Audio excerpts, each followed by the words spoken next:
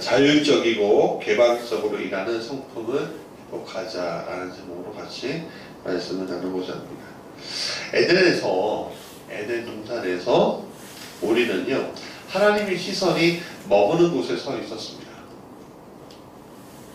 죄의 문제가 들어오지 못하는 상황에서 사람은 하나님과 동행하게 되었고, 그 하나님과의 동행은 자유와 행복이 넘치는 자리였습니다. 왜냐하면 우리는요, 숨김이 없었어요. 숨길 수도 없었고 숨김이 없었어요. 그리고 숨김이 없는 우리를 하나님은 너무너무 사랑하셨죠. 숨김이 없는 우리는요, 거침이 없었어요. 하나님이 주신 모든 재능을 다 잘 이용할 수 있었다는 겁니다.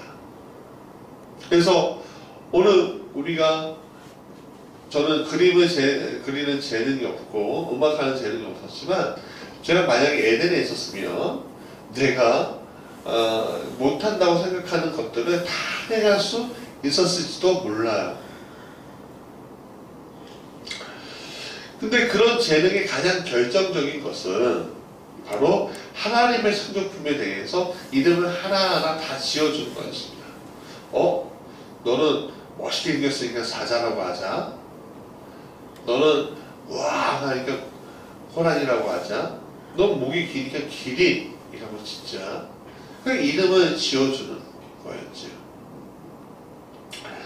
하나님이 세상에 많은 것들을 창조하시고, 어떤 동물들은 인간보다 힘이 세고 높이 날아오르고 빨리 갈 수 있는 능력이 있었지만, 오직 인간만이 만물에게 이름을 지어줄 수 있는 재능이 있었습니다. 이것은 하나님 우리에게 주신 자유함으로 인해서 펼쳐질 수 있었던 정말 놀라운 재능이었어요.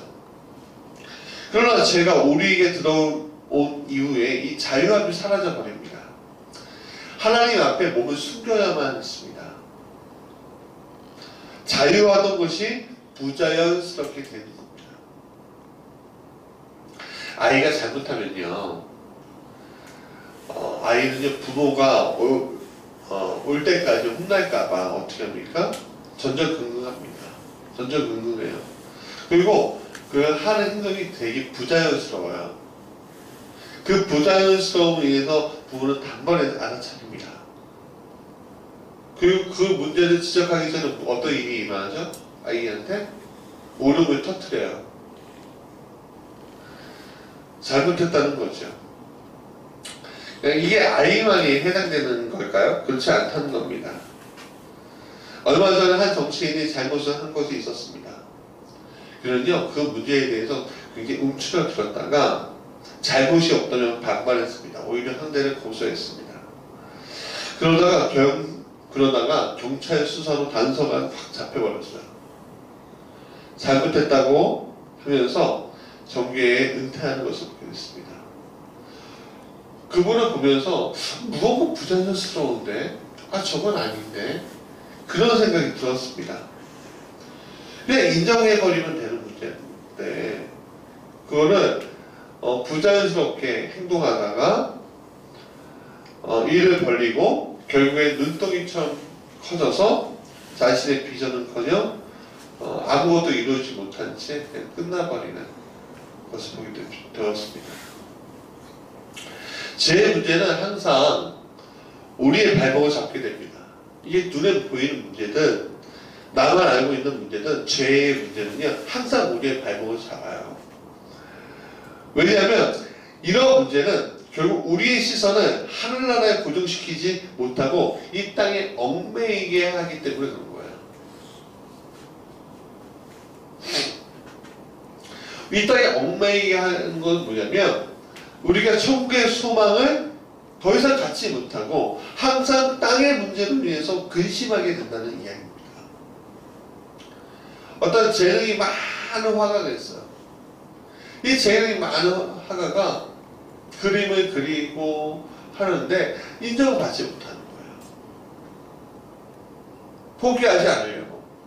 포기하지 않으려고 하는데, 근데 주변에서 자꾸만 너 그러면 안 되지 않니? 너 우리를 도와야 되지 않니? 너 그 꿈을 포기해야 되지 않겠니? 하면서 계속적으로 압박을 가해요. 그러면 어떻게 돼요? 결국에 그 많은 사람들이 그 땅의 문제 때문에 자기의 재능을 버리는 일들이 얼마나 많은지 몰라요.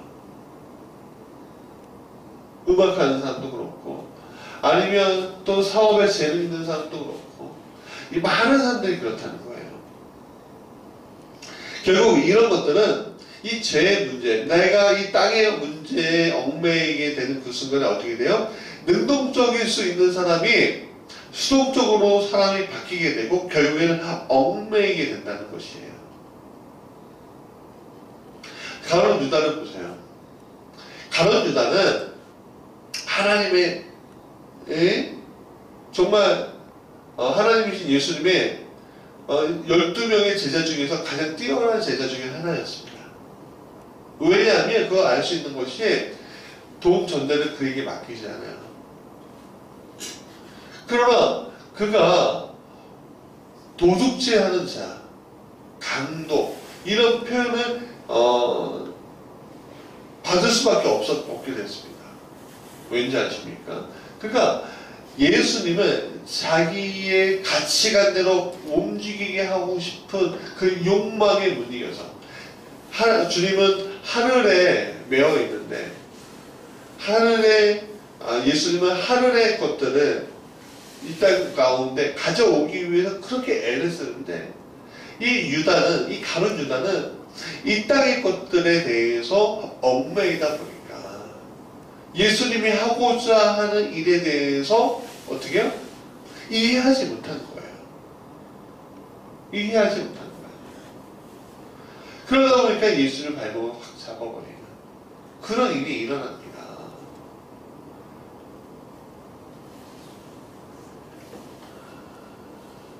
오늘 한국교회가 변절된 가장 큰 이유 중에 하나는 일제시대부터 거슬러 올라옵니다. 일제강점기에 협력했던 이들이 진정으로 회개하지 않고 있다가 6.25 전쟁 통해 이 반공 이데올로기로 목숨을 부지합니다. 거기까지 좋았어요. 그리고 이 산업화 속에서 독재 정권과 또 협력해요. 결국 이것이 오늘 한국교회가 앞으로 더 이상 전진하지 못하게 만들고 사회에서 도덕적으로 뒤처지게 되는 계기를 만들었습니다. 발목을 잡히니까 옛날에 그 40-50년 전 그 일들에 대해서 발목을 잡히니까 더 이상 전진하지 못하게 되는 것입니다. 오늘 성경은 우리가 죄를 자백하면 이라는 전제를 주십니다. 그래서 오늘 우리의 죄 문제를 철저하게 해결해야 한다는 것을 보여줍니다. 이것은 우리 발 뒤꿈치를 뱀이 물고 있기 때문에 이 뱀에 대한 문제를 해결해야 된다라고 말씀하시는 겁니다. 뱀은 우리가 주님 앞에 나가지 못하게 하는 계략을 자꾸만 꾸미고 있지 않습니까? 그것은 결국 인간으로 인해서 수동적이고 폐쇄적인 그런 선택을 계속적으로 하게끔 만드는 거예요. 결국 인간은요, 정신적인, 영적인 생체기가 나버리고 또 그렇게 무너지게 됩니다. 오늘 정신이상자가 그렇게 왜 많을까요? 정신적으로 문제 있는 사람이 왜 이렇게 많을까요? 그 영혼이 상했기 때문에 그렇습니다. 하나님이 주신 나의 고유한 나를 발휘하지 못하고 환경과 여건과 그 유전적인 그 DNA에 가로막혀서 내 자신을 갉아먹고 또 갉아먹고 또 갉아먹다가 결국에는 자기의 고유한 나를 발견하지 못한 채 발휘하지 못한 채 그냥 이 세상 가운데 수동적으로 또 폐쇄적으로 살아갈 수밖에 없게 된다는 것입니다. 그러다 보니까 정신적으로 영적으로 생치기가 나고 무너지는 그런 일들이 일어나는 거죠. 인간은 이런 영적인 문제 앞에 자기 자신의 방법으로 해결할 수 있는 법을 아직 찾지 못했습니다. 그러나 이러한 모든 것들을 미쁘시고 의로우신 주님 예수 그리스도가 우리의 죄를 십자가에서 해결해 주심으로 말미암아 우리는 이 문제의 해답을, 그리스도인들은 이 문제에 대한 해답을 찾게 됩니다. 즉 예수 그리스도의 보혈의 피로써 우리는 고유한 나를 다시 되찾게 된다는 것입니다. 자물쇠가 열리려면 열쇠가 있어야 합니다. 마찬가지로 예수의 피는 죄라는 이 꽉 막힌 자물쇠를 여는 열쇠가 되어주신다는 거죠. 그래서 예수 그리스도의 보혈의 피가 흐른 자마다 하나님이 나에게 주신 고유한 재능들을 다시 한번 펼칠 수 있게 된다는 겁니다. 그것은 젊은 아이나 나이 드신 분들이나 똑같아요. 똑같다고요. 어떤 분들은 예수를 만난 다음에, 어떤 분들은 자기의 재능은 그 나이가 많이 드셨는데 불구하고 펼친 경우들이 많아요. 제가 어떤 분을 알고 있습니다. 어떤 권사님을 알고 있는데 이분이 예수님을 알긴 아는데 마음속으로 용접하지 못하는 거예요. 그래서 자기만을 위해서 살다가 병이 덜컥 걸린 거예요. 심장병이. 그 심장병을 고치려고 하는데 이거는 하나님만이 해결해 줄 수 있는 겁니다. 그걸 이길 수가 없는 거예요. 그래서 기도하면서 하나님 고쳐만 주신다. 고쳐만 주신다면 내가 하나님 나라의 영광을 위해서 살고 싶습니다. 고백했어요. 결국 고침을 받았는데 이분이 전도의 일꾼이 된 거예요. 예전에는 나만 알고 전도라는 거는 생각지도 못했는데 이제는 이 사람이 전도의 일꾼이 돼서 가는 자리마다 만나는 산마다 예수님 전해서 전도 대장이 되는 거예요. 이것은 뭐냐면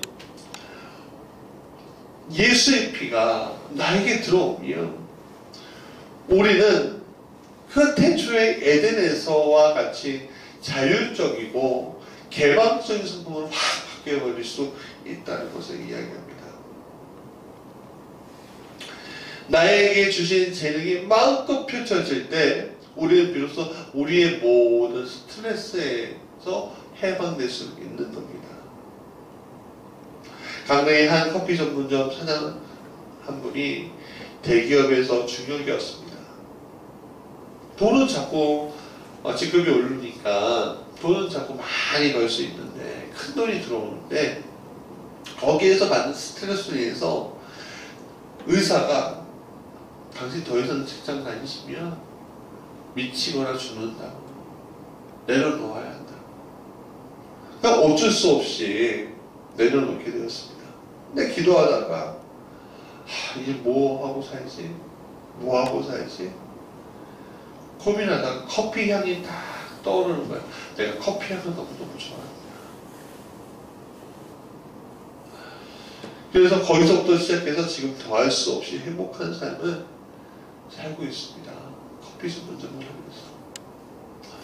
우리가 많은 돈과 많은 것을 누린다고 한들 우리의 마무리가 다 행복할 수 없습니다. 정치 권력, 경제 권력을 가진, 문화 권력을 가진 이들이 행복해 보이지 않는 이유가 거기에 있는 것입니다. 예수의 피 안에서 우리가 우리의 고유한 나를 발견할 때 우리는 비로소 삶의 행복과 기쁨을 누리며 자율적이고 개방적인 하나님의 성품을 닮아가게 되는 것입니다. 그런 하나님의 성품을 담는 부지기교회